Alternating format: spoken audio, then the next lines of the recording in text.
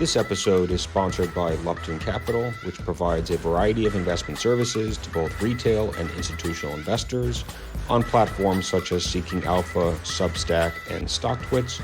For more information on these services or for links to those services, please visit luptoncapital.com.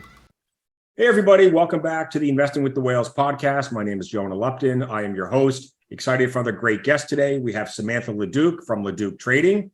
Samantha, how are you? I'm doing well. Thank you so much. Happy almost spring. So you are also a Bostonian, aren't you? I am. I live a little bit north of Boston, have for about 23 years. Awesome. What brought you to Boston in the first place? Oh, kids.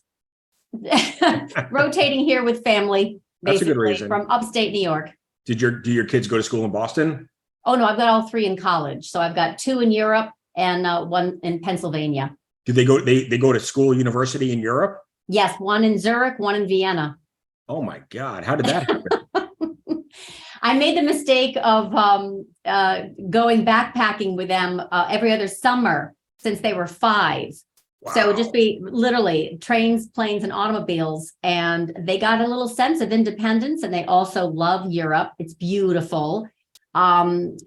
Just basically that was it. I lost to the colleges over there, and I've got 2 into their graduate degrees next, and they're sticking around. They like that kind of pace and the beauty. And I feel like so many kids, they're at that age and they're afraid to leave their family, afraid to leave their childhood friends and go away because they're afraid that when they come back, people, like those friendships will fall apart. If I could go back and do it all over again, I would definitely do a semester abroad at the very least. But going to school, good for them. Okay, so let's very unlike their mother, who didn't get her passport until she was 28. I mean, really, seriously, they're standing on my shoulders. It's pretty impressive. So let's start with your firm, LaDuc Trading. What do you guys do? What sort of services do you offer, and what are you telling your clients and customers right now? Well, first of all, I run a kind of macro to micro analysis, education, and trading firm, and I'm not alone. I have 9. I've got a trading desk of 9. Okay. So I have 3 primary products. Macro Advisor Edge is run by Craig Shapiro and myself, and that's much more geared towards the macro, right? Those who are managing money, institutions, and do-it-yourself hedge funds. And then there are the intermediate group, which is really, really my core product, the club product, where I run the live trading room and all of my analysis, macro to micro. And that's really my focus, is that particular kind of intermediate level. And then I have a Discord community product, which is phenomenally helpful for those who are kind of newer into trading. They need some more mentorship. They absolutely want more education and community. So mine is going to be a little bit more sophisticated. They really need to understand a little bit more about market structure. And I go through a lot of concepts that they need to kind of play catch up if they're not familiar with it. So basically 3 separate communities depending on where a trader or investor is in their journey. So first question, what is a do-it-yourself hedge fund? I haven't heard that term before. Yeah, someone who's at high net worth and they want this. Yeah, so one of the things that Craig and I offer is this kind of concierge service. So I have my live trading room and posting all of this in a Slack community workspace with my other contributors. But that Edge product is elevated in that they get access to us. So we do that kind of, he's in Bloomberg chat, and then lots of engagement one-on-one. So it's a little bit different product in that their needs are more customized because they're actually managing risk actively for others. So like a high net worth individual that's running their own money, basically. Correct. Okay, gotcha. Yeah. Let's start with macro. So what are your thoughts right now on macro? What are you telling clients, whether it's these markets? I mean, and I don't know if you're making like index calls or all asset classes and all time frames. So the macro right now is obviously supported by this, bank run intervention, which is a form of perceived QE, not actual. And this has helped obviously NASDAQ and Bitcoin and gold just go crazy since that Monday, March 13th low, when, Fed, Treasury, White House came in and backstopped the bank runs. So this is very much monetary policy. This is very much the liquidity that comes in and supports a market from careening over the edge, right, from a confidence crisis. So I love to follow liquidity on lots of different time frames, but definitely Fed intervention. Whether it be the October lows, I was all over that, which means Bank of Japan was coming in earnest. Big yen intervention programs from late September, October 21st, and then all of the correlated or basket trades that are related to these macro moves. And this is really this focus. And then it helps me identify a lot of sector rotation, which right now we're having a momentum thrust, not just since October as it relates to market lows, but specifically in growth since the January 5th kind of January effect. Right. And I love intermarket analysis. This is actually even much stronger for me as it relates to a backdrop. Macro is very much going to dictate, policy, and policy dictates price. So I want to know when we have market moving events, and obviously these big overarching themes, inflation, deflation, and what have you, and what the Fed's going to do. But it's actually my intermarket analysis that helps me identify sector rotation. So this current growth to value play that has been in effect since the January effect, then it petered out in February 2nd, actually, right after Powell came out and uttered the words disinflation. We had literally a deflation impulse pull down a lot of the reflation trades. So this, XLE, XLI, XLF, XME, metals and mining, banks, energy, and industrial. So that's all kind of the reflation trade. It got a little hint of that disinflation, and then it gave up. But it was even before the bank run. So it just so happens that was already my play for reflation trades to come down, not knowing that there was going to be a bank run, on the 8th and 9th of March. Then this loose monetary policy, it just still has ignited NASDAQ and Bitcoin until just now. I mean, Right. Literally just this week. And it's a lovely end of month, petering out. And then I think in April, we'll see that resurgence of that rotation from growth to value again. So we'll get a little bit of an uptick in the value sector again after this week of growth, concentrated growth momentum trades of mega cap petering out. So do you think right now you're going to, because over the last few days, you've seen money coming out of mega cap tech into some of these sectors that have lagged this year, like energy, financials for different reasons, industrials, materials. Do you think we're going to continue to see that rotation? Yeah. Okay. And I also, you probably noticed as well, there's an uptick in the defensive plays, right? So XLV and XLU. And so there's definitely some safety coming in as far as that rotation, this concentrated risk in mega cap tech. It's not sustainable, or the semis for that matter. So I think this is where I'm patient. In other words, I have my intermarket analysis and I'm waiting for this solid rollover in both the tech, the mega cap tech, and the semi run. They're in this space right now of petering out and then rolling over in April. That's my baseline bet. And so typically when you have a sector rotation, money goes somewhere, and hence looking for some rotation plays, but not necessarily the reflation trades. I actually am still very cautious. The reflation trades, I think it's going to be more into the defensive plays. So right now you'd be selling tech and buying energy, healthcare. Not as much energy. Okay. So I am a very big bull long-term for the energy plays. And the XLE was one of my shorts that I had recommended 2 months ago that has definitely hit price targets and bounced. But that whole space is basically undergoing softening in yields, softening in commodity plays. This is energy as well, profit taking. So we have, I think, some more to go in this pull down. So one of the recommended trades that I had was crude short, WTIC, into 65.65. So we took that out a little bit and then we bounced right back up, but we're still underneath a lot of resistance. I would not be surprised if that revisits and takes out 62. Wow. So, and if we go then bounce, and nothing is in a straight line, right? You think we might see the 50? You think might absolutely see a handle? I think absolutely we will. So this is where I'm talking about a deflation impulse. So when I see this deflation impulse coming in, and that does not mean deflationary, depressionary, it means we have waves of inflation peaks. And then they roll over and we have a deflation impulse, but we still have structurally strong inflation. So I don't want to, confuse folks.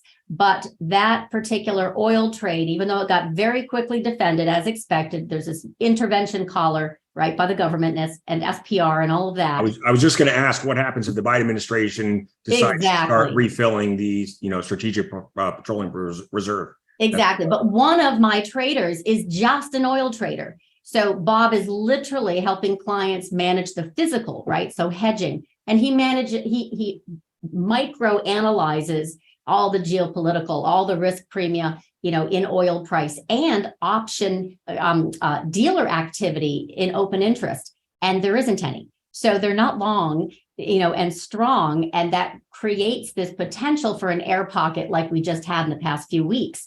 But I can already see that coming in beforehand, just relative to XLE, relative to SPY. And yield softening, and yields and oil happen to trade very often together. So they kind of pulled down together. Anyway, this is basically why I would not get so excited about oil spiking higher until we have a strong yield, a higher yield impulse. And right now we don't. So last year, the energy sector provided, SPX earnings with some pretty nice growth. Yeah. And this year, that's not going to be the case. No. So do you think, are we going to see lower earnings in 2023 than we did in 2022? Partly because energy is no longer, going to be a positive contributor. So we had already this pullback in, obviously, tech earnings. We can see that sequentially quarter after quarter, even though price isn't agreeing with the underlying fundamentals. Energy's next. So I think that this is still very viable, and we're going to trade around it. And Berkshire's still going to, keep acquiring a position in Oxy. My point is simply, as a sector rotation trade, it can undergo profit taking, and it can also succumb to impact on the underlying, right? So the underlying is weakening right now, and this is going to affect profits, and they pull that forward. But they've been printing money for 2 years. I mean, November of 2021, of 2020 to November of 2022, energy was absolutely where you needed to be to protect and also have fabulous upside. They were printing money.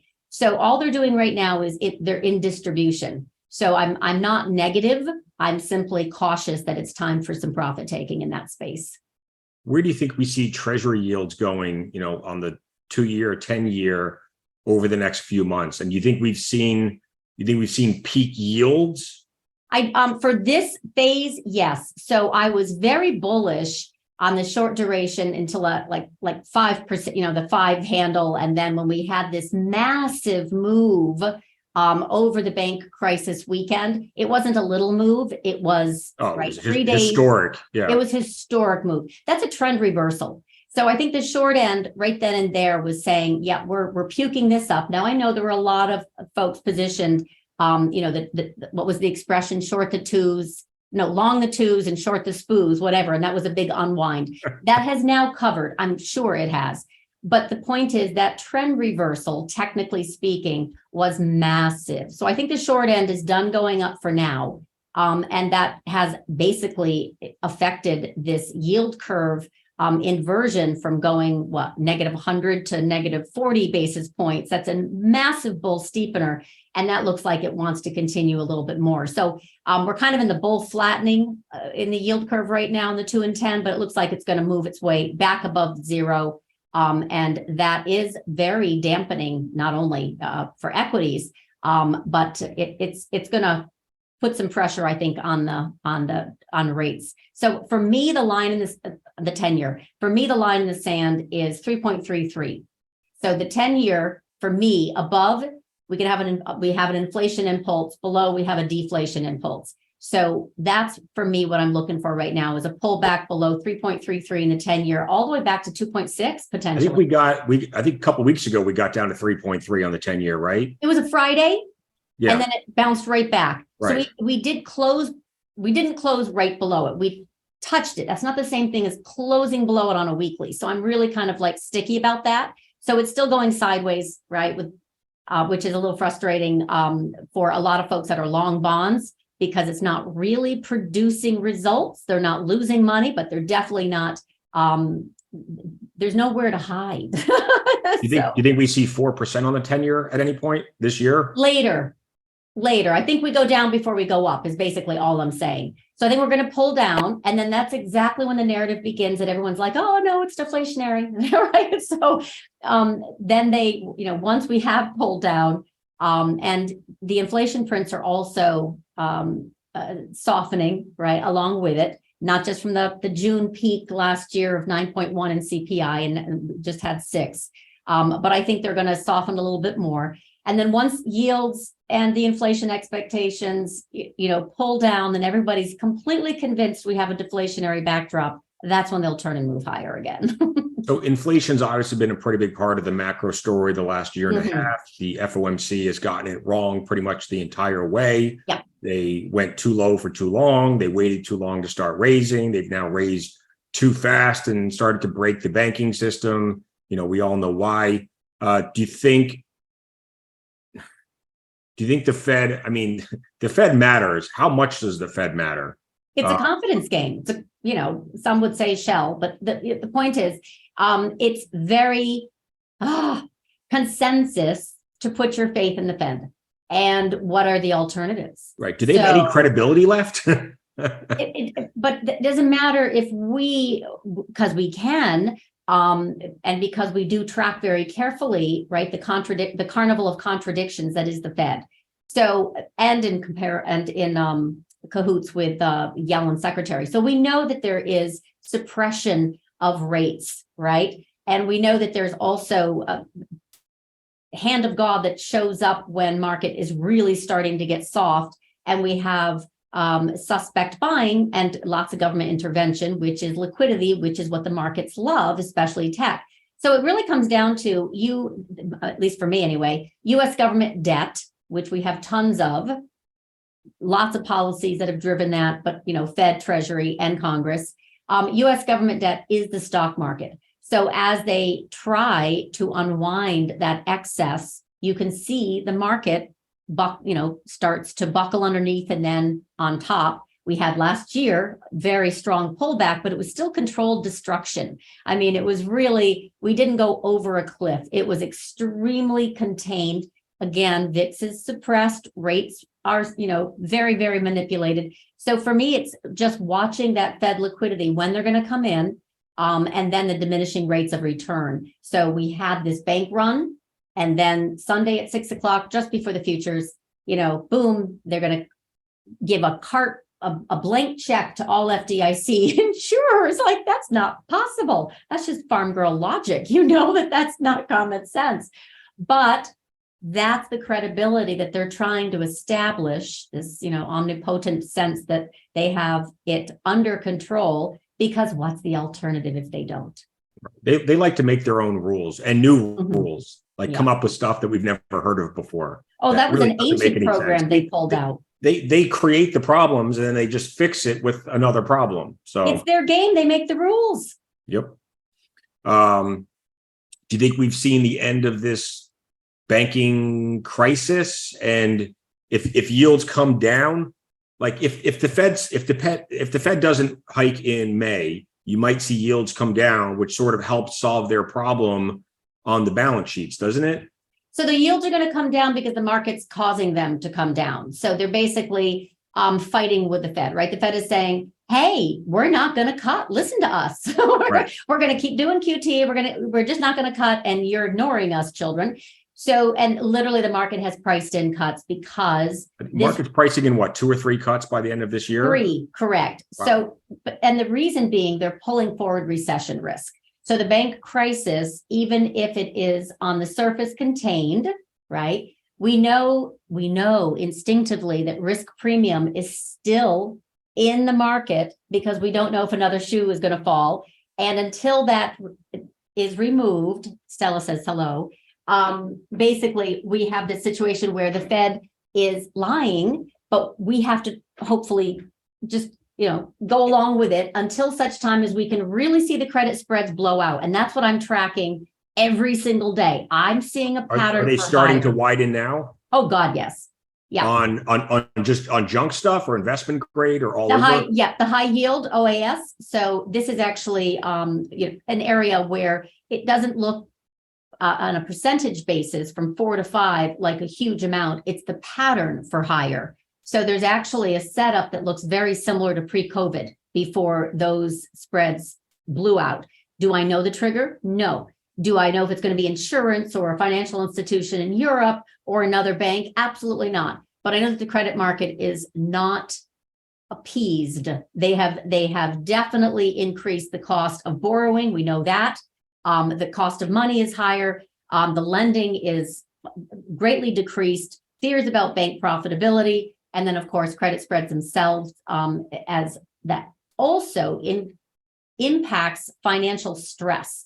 So the financial stress indicators that I follow have already percolated higher, and they're indicating a risk-off event. I don't know the trigger. I can just see the signs. It's not indigestion. It's actually holding its breath. It's like something. When yields start to widen on junkier stuff, is that the market starting to price in higher defaults in the future? Correct. Or they want to be rewarded, right, for taking on that added risk by getting, a higher rate. So there's definitely, potential for all this risk premium to just evaporate and like an IV crush for earnings, right? But right now that's not happening. It has been staying very, very elevated. So if you see money, like recently, if you see money leaving lower quality fixed income, is it moving into higher quality, which is pushing it's just yield moving down? out and into safety. So you've seen the run, away from small banks into large banks as far as deposits. You've seen the money market funds and the T-bills. And at some point, they're going to, in the future, 6 months, a year, 2 years, those have to be rolled over again. But this is all very much paid to wait. So there's nervousness. And then there's also foreign money getting extracted and going home. So we're losing some of that volume, if you will, into the market, but we're not experiencing the volatility. Fed is very good at suppressing volatility. But what they're not able to do is still remove completely the tail risk that can occur. And that right now is being priced into credit spreads. It's also being priced into equities, but the market doesn't see it because of the concentration risk. By that, I mean breadth destruction. I'm a big believer in breadth, right? You need banks, by the way, to continue higher. We don't have it. You have underneath the surface, whether it be nice. Financials are a pretty big percentage of the S&P, aren't they? No, they're very small, actually, which is interesting. Okay. Yep, they're less than, I think, 0.2 or 2% or 0.2%. Is it really that small? Wicked small, but Wow. the mega cap tech 29%. So I just figured because Bank America, Citigroup, not anymore. Morgan, Goldman Sachs, all of them. Not anymore. Used to be. Jesus. So wow. It's very small as it relates to the concentration, but the mega cap tech is massive weighting. So obviously the breadth destruction that I'm referring to under the surface is not relegated to the 8 names that we all know. Right. It's relegated to the economically sensitive Russell names, the diamond names that are the reflation trades that took a hit in the past 2 months. Very much focused on tech under the radar. In other words, the unprofitable tech, et cetera, that's still languishing and oversold. So it's just not sustainable to have this concentrated risk in mega cap tech while the underbelly of the market is imploding. And I am watching this breadth destruction. And now that there is a very large divergence with a DIE, I see an air pocket of risk to the downside. So I think April is going to be very eventful. Why isn't the FOMC nervous that, because when you see this much bank stress in the system, isn't that going to tighten credit standards and you're going to see loan volume come down. I think her name's Allie Wolf. I saw her post on Twitter today that she's at some multifamily conference this week, and they're talking about 30 to 40% less, new construction starts in multifamily over the next couple of years because cost of capital has gotten so much more expensive. Yeah. And also access to it, because again, a lot of these, CRE loans are made from, regional banks and right? Small banks. So 65% of their book. That's a landmine waiting to go off, isn't it? It is, but it comes down to this. Only if folks want their money back. In other words, it doesn't become a liquidity event like a Silicon Valley bank unless there's a bank run. They could have still made it, because, it might have had a bad risk management regime and a balance sheet, but it wasn't until they were demanded, right? They had to start selling securities to basically give people their money back. Recognizing the losses and then liquidating, and that all happened at warp speed, right? The digital age. So we don't have where did that money issue. go? That money was probably all chasing yields somewhere else, right? I mean, they weren't mad at Silicon Valley Bank didn't do anything wrong. It was just Silicon Valley Bank wasn't paying 4 or 5% on deposits, and someone else. A lot of banks aren't paying 4 or 5% on deposits because that would obviously compress earnings. But they were doing a lot of things wrong. But they were just a case study of low rates, that the Fed has orchestrated all these years, became high rates fast as ever. They could not reprice that risk, nor did many other banks. They're not unique, except for the fact that they were run more like a hedge fund. So it isn't like they had not hedged or had not repriced. All banks were in the same situation. The difference is they were absolutely run like a hedge fund, and they had concentrated risk within the tech and biotech space.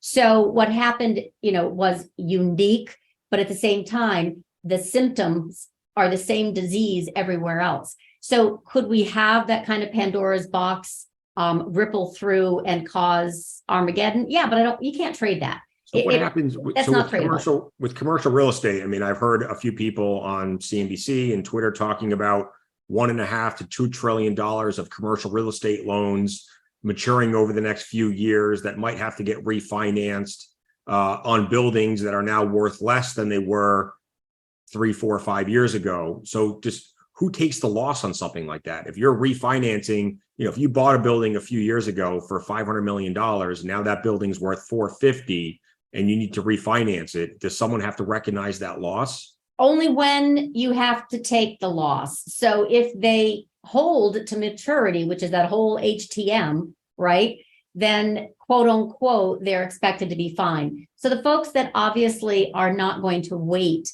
to hold to maturity or force an institution, financial institution, to get their money back, who then has to recognize those losses. But in the meantime, the Fed has come in and said, don't worry about it. You're now at par. So we just took your losses onto our balance sheet.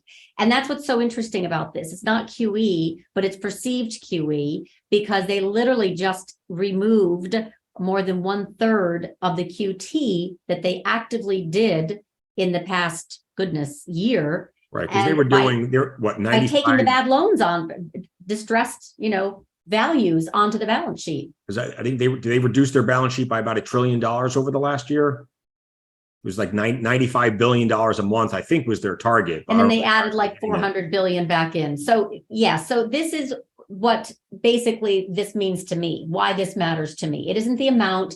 It isn't whether it's, called a QE or not. That doesn't matter. It's the quality of the collateral now. The quality of the collateral is less valuable, and it's sitting on our Fed balance sheet. So the quality of the treasuries that are based on this also suffer. So this is the problem that I'm looking at, kind of bigger picture, which is it's all very new. How is this going to resolve itself? Are we really going to have a slow and controlled slowdown from this lending growth constriction? Banks obviously are going to have to compete more and offer higher rates of return on those deposits, and that's going to squeeze their profit margins, but that's why the sector sold off so violently so quickly. One, because of fear, but two, also the realization that they were going to have a damned hard time, Pretty hard for them to make money now. And some of them are going to go out of business, period. Yeah. So I think it's more like, okay, that's all calm, quote unquote. We don't know what else is lurking. Risk premium is still high. Credit spreads are definitely maintaining their fear. So now we have to see what's next. I think April will be very telling, because I don't think they're going to, if they don't get some type of pacification sooner, then I think this is going to turn into what I kind of already intonated, right? With this breadth destruction in equities, a sold to you market where you see an air pocket of risk, where they look for the next sector to get hit. You talked about, how do the commercial real estate markets, manage the losses? They hold it to maturity. How does someone who just took out a car loan and they're underwater manage it? They take a hit, or they manage it, they hold it to maturity. But right. So this is going to be a test of really consumer, corporate, and government debt, how we're going to manage it during an economic slowdown when equities are under pressure with bonds, and the FOMO that had been in play to capture these 5% 2-year yields, for example, in T-bills are now 3.5%. So it's becoming a bigger game of chasing yield. And a lot of folks are just taking their chips off completely and getting paid 4 or 5%, and they're going to wait it out. I mean, right, 5% short-term 1-year treasury looked pretty attractive as an alternative. Yep. But if we see that coming down, now that's not such, a competitive place to put money versus equities. Can we be back in a bull market with the treasury? I mean, with the FOMC doing QT? I don't think that's going to be very viable, because we need liquidity to keep the market, animal spirits doing their thing. So I think that's not likely to happen. In other words, I don't think QT is going to be a thing so much, because they can't really pull it off. They keep trying, and then they have to walk it back. So right now, the biggest issue is earnings, and they are seemingly, especially in big tech, for example, still holding up despite the negative, lack of a better word, earnings recession under the surface. So that's the same kind of air pocket of risk. It would be so much easier if we just kind of took out that air pocket and then come into a reasonable, right, like negative 23%, whatever in EPS, which is kind of customary for a recession. And then value shoppers are going to come in and buy. But right now, it's still too rich. So we don't even have the motivation, I don't believe, to bring us higher, because we don't have the incentive from a Fed who's still hiking, from a current deflation impulse in both commodities and reflation trades, from this bank crisis that may or may not be resolved, right? With way too much debt that has no way of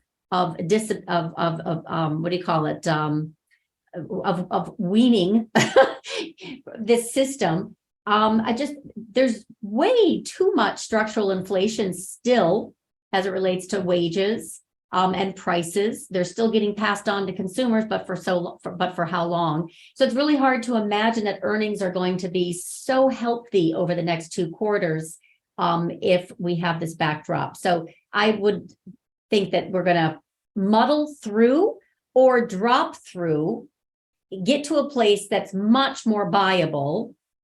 And I think the market is fully valued at 4,000, maybe even overvalued. If you do think that earnings are going to be flat this year, why are we paying 18 times earnings for flat earnings growth? There's no Fed put at 4,000. Where does the Fed put come in? Under 3,500? It had been at 3,800. So at the beginning of 2022, I'm trying to think January. Yes, January 2022. So that was my baseline bet. We were like 4,800 and I 20% lower. The put is like 3,800. And we really, we have just been snaking around that, right? So we might have taken it out for sure. We hit below 3,600. And then we went up back to 4,300. We closed at 38.35 on the year, but we're still very much snaking around 3.8% in the 10-year and 3,800 in SPX. And eventually, and again, we could muddle through that even more, but I don't see the momentum in any way, shape, or form to move a lot higher without much more liquidity by the Fed. In other words, QE. And that's not something they want to do right now, right? Unless we were to hit crisis levels, and or we're going to drop, I believe, into this air pocket of risk. Some credit event triggers. I think we're going to see a lot of earnings repricing stocks, especially the tech and semis. Those are the two sectors that have basically the most to fall. So it like you said, where's the incentive if earnings are expected to be flat? And I would say, based on what I've got, they're not going to be flat. They're going to be negative, and they're going to be negative for Q2 and Q3. I mean, shouldn't a market be, I mean, the market should be trading at 14 or 15 times in that case, shouldn't it? 16, 18, but not 23, 22, 21. So, and I'm not just evaluation focused, right? Like fundamentals are a little bit, macros a little bit, intermarkets a lot. I love technicals. Right now we've got a lot of quant activity. Kind of market structure is driven a lot by CTAs. And option flow. So they're still trying to get out of this 3,800 magnet, right? So we're just really snaking around here for a goodly amount of time until we don't. And I think April will be a turn, because that's basically when we fell into this kind of yield curve inversion was April of 2022. This is when we, right after the Russia invasion, and we confiscated Russian assets and, you know, the whole thing. We really have just been for 1 year going violently sideways.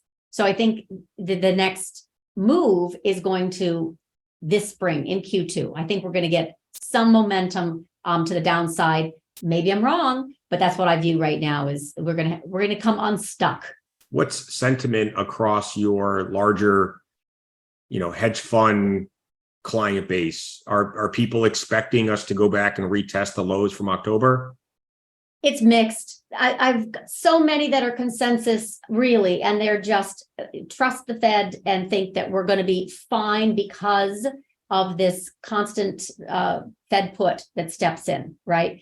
So is that soft landing scenario or no landing? Right. Yeah. So I think really my worldview is hard landing to soft landing. But what does a hard landing mean? Is that 4.5%, 5% unemployment? Oh, we only need 4. So okay. This is another fascinating thing. So jobless claims, I have a level, if we can get and stay above 211,000, we're expected this Thursday at like 196.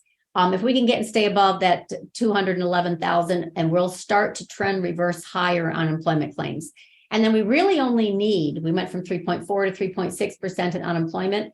We really only need 4%, and the market will start pricing in recession risk in a big hurry. So we're very close. So that's why I say the next 2 quarters, I think, are going to be very important for earnings. But I think we're going to know sooner rather than later in the next quarter as it relates to unemployment. And that, again, pulls forward recession risk. We're not going to stay down in this, 3.5 area of unemployment forever and under 200,000 in jobless claims. It's just, we're already turning and moving higher.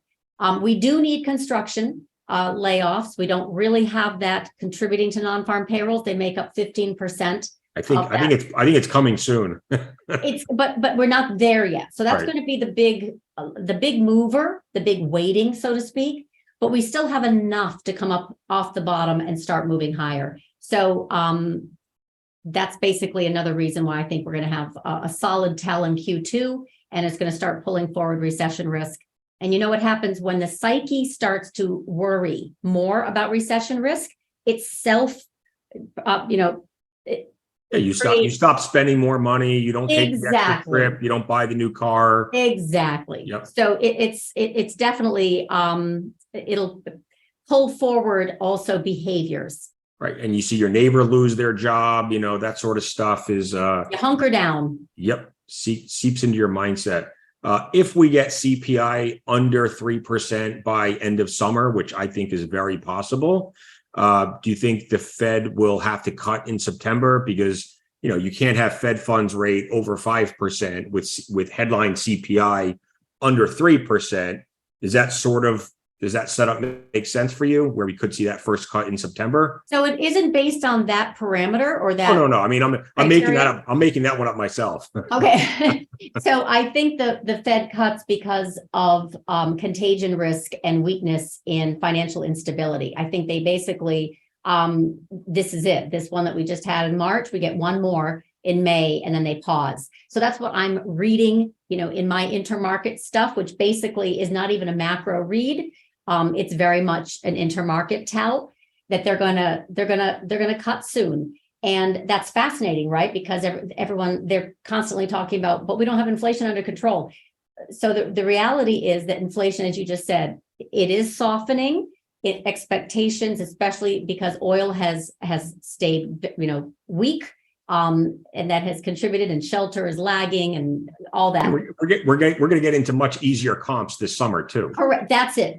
A very, very good point. But I think it ultimately is that they are going to, make this call based on the data. They say, but they say, but also financial stability. So I think they've done enough. They've done too much. Oh my God, I think they've actually over tightened. There's such a lagging effect as well from the height. And that's the thing, right? They say they know there's a lag effect, but they don't act like they know there's a lag effect. Well, they said also it was transitory inflation right up until November of 2021. And then as soon as they removed that word, what did oil do? It took off like hot fire flames and doubled from 65 crude to 130 within 4.5 months. Yep. So now, the point is, it still looks like they're going to pause this summer, and the market is pricing that in, and maybe the market is wrong, but the bond market to me is saying, no, they're not. They're pulling forward recession risk. It seems more dangerous now. The weight of the evidence to me is, regardless of what CPI comes out and says over the next few months, that they're going to stop at the next meeting in May. Do the equity markets rally on a pause, or will it be so telegraphed and expected that it could just be a non-event? So that's a really good question, because when the bank bailout came that Sunday evening, my very first tweet was, this is an implicit Fed pivot. So buy the rumor of a Fed pivot, sell the news of a Fed pivot. So if I'm bearish, however, into Q2, I'm half expecting them to communicate a change sometime in April. Like, they're not going to wait until May 2nd, right, for FOMC. They hate to surprise the market. They'll start to communicate that. They'll march their minions out to every conference and yeah. One after the other, or an article in Wall Street Journal, right, Nick Tamaros. Right. But they'll start to communicate it, or we will have some event that pulls forward that expectation for them. Because, right now, the market's pricing in those rate cuts. And the banks are doing the tightening for them with reduced, lending. And I don't think they're going to have to do much after that May meeting. I think they'll put it on pause. So in terms of positioning portfolios right now, how are you advising your clients, or even how do you have your personal portfolios positioned, given everything we just talked about with macro and, where you think the markets might go and the choppiness and the Fed puts and all the other stuff? Do you have exposure right now to equities, to bonds? How much cash are you holding? Yeah, there's always kind of like three-pronged for me anyway, and also 3 time frames. But in this kind of backdrop, when I came in with that client message, which was very different from the prior year, right? The prior year was NASDAQ would underperform, energy would be, mwah, so it was such an alpha driven focus in 2022 because of the pullback that I saw in the market. But this year, going into this year, even before this year, my mantra was very simple: paid to wait, paid to wait. I started that in September. No joke, paid to wait. I'm just like, I have these mantras. And the second one was unattractive risk reward in stocks and bonds, meaning we're going to have to muddle through this. We're just not going to have that outperformance. And after 2 years of really solid outperformance in energy, I also don't think that that's going to be the saving grace. So it is a combination of paid to wait T-bills, right? Cash while you're kind of figuring out sweet spots. I always have trend long positions. In other words, stuff that was recommended even in 2020 summer, which is things over paper. My idea was that bonds were done going up. So in August of 2020, I had this very strong thesis that bonds were done going up, meaning we were going to have a rate regime change. So things that were going to respond very well to higher yields, like energy, and not tech. So the point is, I already had those in play from that big transition. Now it's protecting them. Like those are things that have real cash flow, things meaning the companies in long only trend positions they have real cash flow, right? Or a good balance sheet, but they're not bottom fishing tech plays that may or may not survive. It's not a swing trade that might last a few weeks. Like Baba, just popped up like a daisy because it's restructuring. Right. Splitting into 6 companies. Exactly. So, the K-Web contingency, because there's, some motivation there.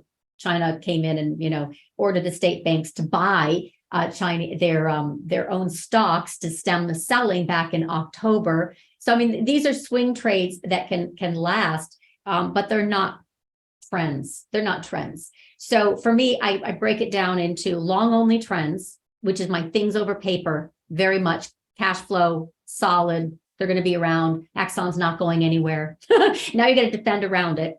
To swing trades, which are those that really are just a few weeks, maybe a month or two, but it's in relation to something that's going on in sector rotation or macro. So the dollar yen. What are some swing trades that you like right now? Gold, silver. Okay. It's very much in keeping with the dollar yen. It trades inversely, so it's like a basket trade for me. So the dollar yen and gold, they're just inversely tight. So that's always, I can go long or short, but that's always going to be like an existing basket trade for me. Can gold outperform if inflation's coming down? This is different. Gold likes looser monetary policy. It's sometimes very much driven by a collateral, and it can also be sold indiscriminately like a collateral for dollars. It's a sometimes commodity, sometimes currency. It wears a lot of different hats. So the biggest point though I was making is that it runs inverse with the dollar yen. So USD JPY, you put these two side by side, you'll see they're tight.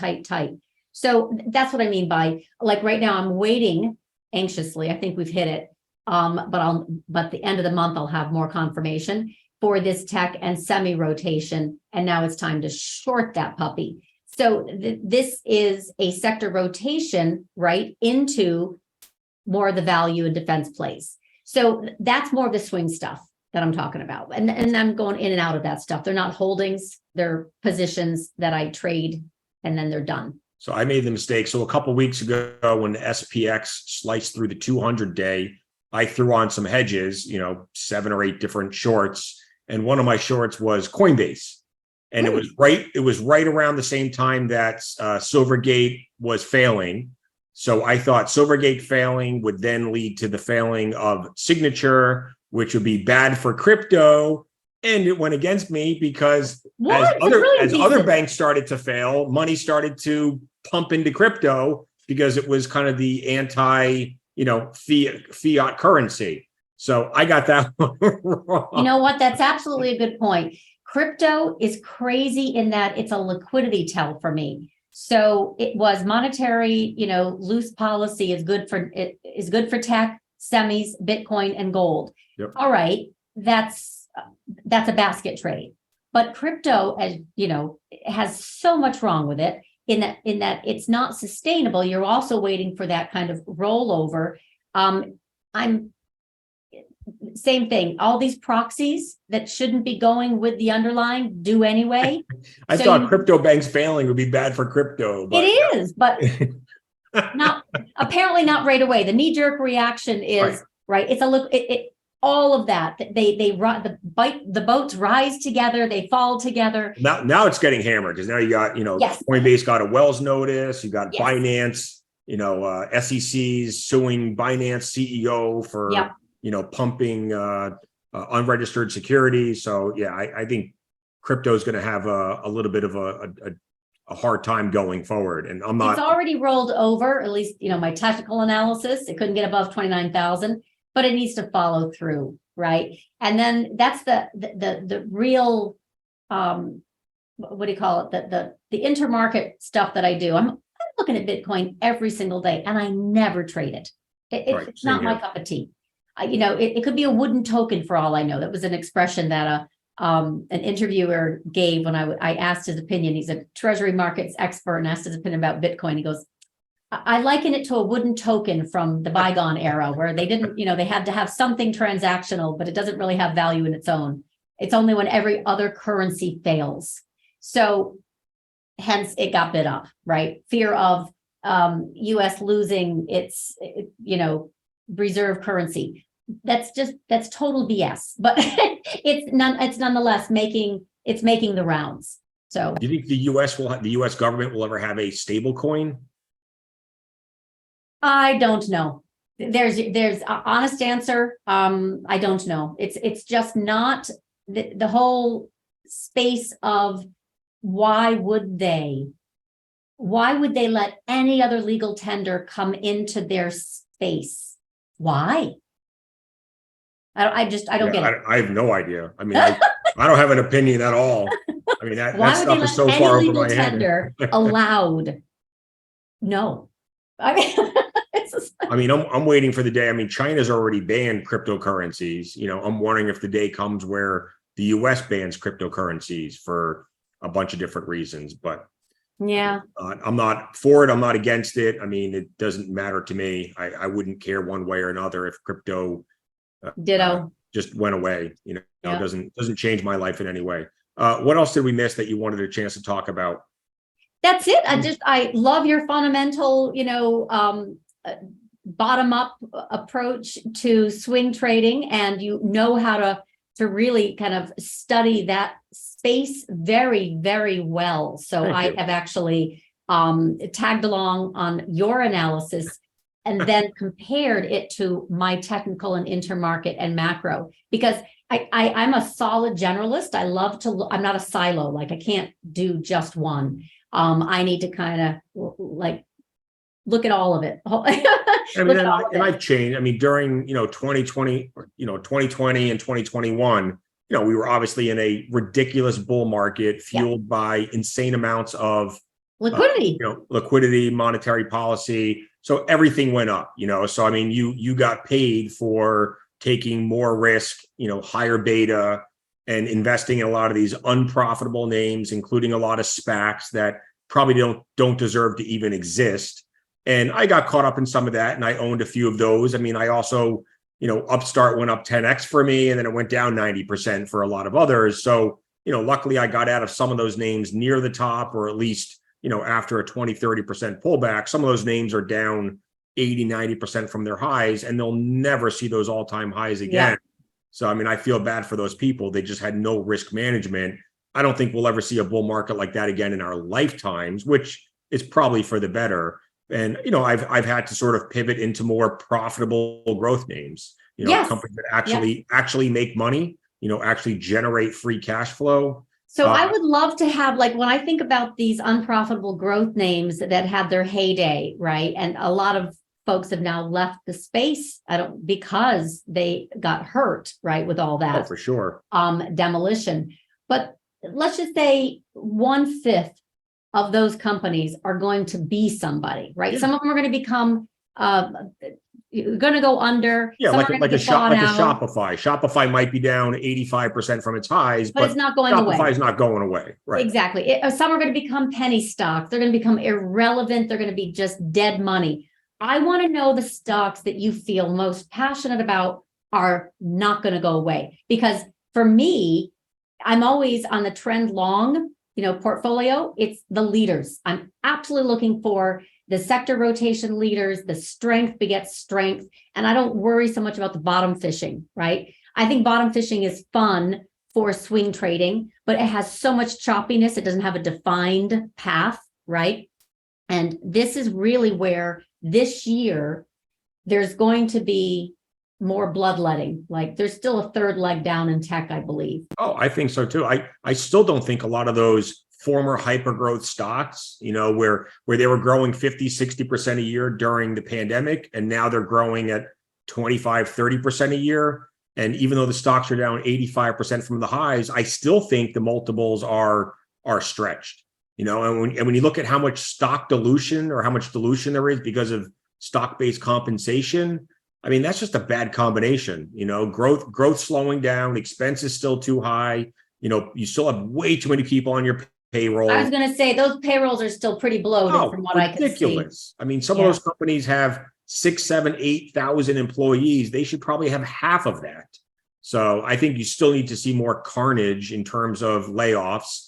And they're just not very profitable. Shopify and Snowflake and Datadog, they might have free cash flow, but that's sort of a misleading number. None of them are GAAP profitable. So, even if you look at non-GAAP and then you add back the stock-based compensation, most of them are still losing money and still trading at lofty multiples. So I still don't own. I mean, I have a small position in CrowdStrike, but I don't own any of the other ones. I haven't owned Shopify, Datadog, Snowflake. I haven't owned any of them in a long time. And I've been shorting, I don't know if I should, Coinbase, Roblox, DraftKings. Like, I still think those names they're still losing money. They're diluting shareholders at a historic level. And I just think their business models are unsustainable where they are right now. So I agree with you. I think that unprofitable tech trade, I think there is another leg down. But then one that clears, there will be, gems in the rubble.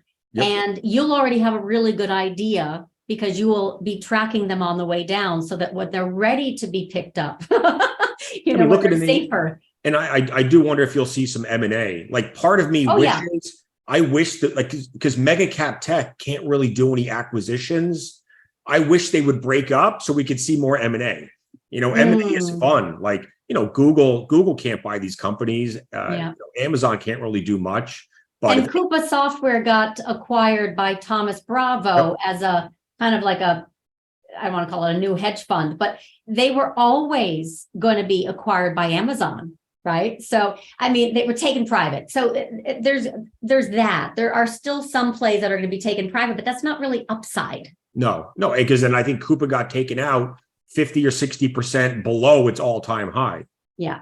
But that was ridiculous price. Oh, for sure. Oh my, no way. But yeah. So I'm doing so I do a weekly deep dive write-up, and my write-up last week was a company called Coupang. Which is a South Korean e-commerce company. That stock's, I just started a position a couple of weeks ago at like $14. That stock's still down 70% from its all-time high.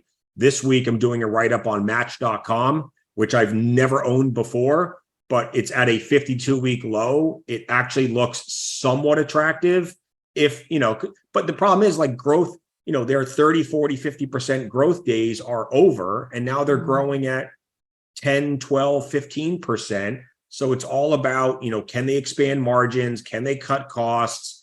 Can they generate more free cash flow over the next year, few years? Because you're not going to get any more multiple expansion. You're not going to see any re-acceleration in growth. And that stock's down 80% from its all-time high still. So, and free money, all of that lovely VC money and all of those cheap loans. that is also gone away. Yep. So they're going to have to survive on their own merits. And all the Robinhood traders buying options, which then forced people They're to still buy the there. underlying stock. Oh, well, that madness, that madness. But that's good that it's gone. But those are the ones I actually like. I got to tell you, because that's kind of the idea of the Discord community that I have. I really believe that every, professional starts out as a beginner.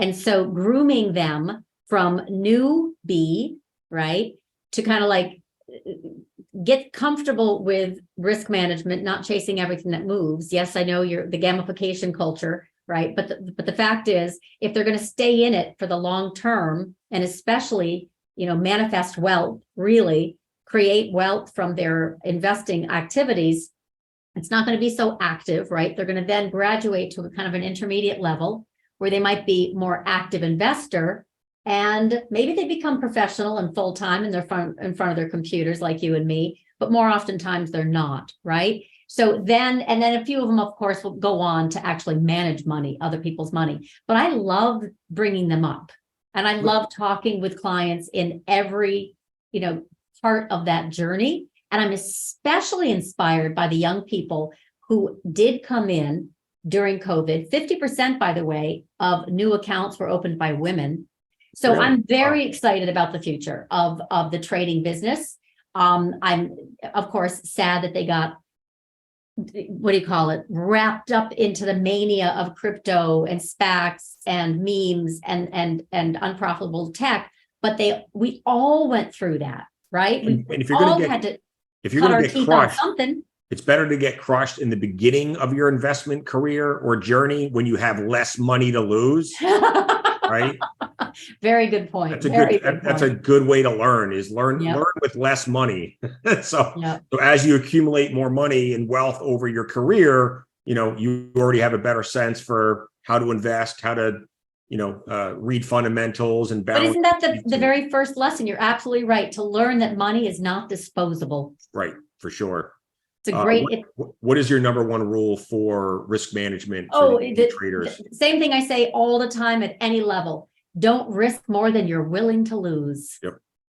That's it. And I mean that in life as well as trading. But don't risk more than you're willing to lose. That's number one risk management for me. Do you guys do anything with options? I am an options trader. You are? Okay. Yeah, that's what I do. Oh, okay. Yeah. So not that all of my contributors are options traders, but a few are advanced options, and so we kind of help and provide that kind of custom trade support for customers who do want to do advanced options. But for the most part, that's my 80% of what I do is options. Oh, okay. And I've got dedicated futures trader. And, some are just stock, which is perfectly fine. And portfolio management for the most part is mostly stock. So I am really talking to lots of different folks that have their experience level from stocks to options, but I personally am options. When you're doing options, is it mostly indexes or ETFs rather than individual stocks? No, all of the above. So okay. So I have 3 time frames: chase, swing, and trend. I use weeklies, monthlies. I love financed call spreads and put spreads, but that's my particular, preference. I'm not an income collector. Those who kind of sell premium and collect that premium, and they're moving around, either core positions or they're just kind of expecting an IV crush for an earnings trade. I much rather go after an earnings trade after earnings. So I don't, unless I have an edge, and most times I don't. So I'm not playing that game of, the premium sellers are the ones that love that game. And I know that's very, very popular. That's just not my personal style. I mean, playing options into earnings is a little bit more gambling than anything else, right? But they love it. And there's definitely a way to make money. And I've learned that there are lots of ways to make money. The trick is not to lose it. And my personality is that I'd rather have an edge. So since I am a directional trader, right, I'm using much more in the way of directional option tactics.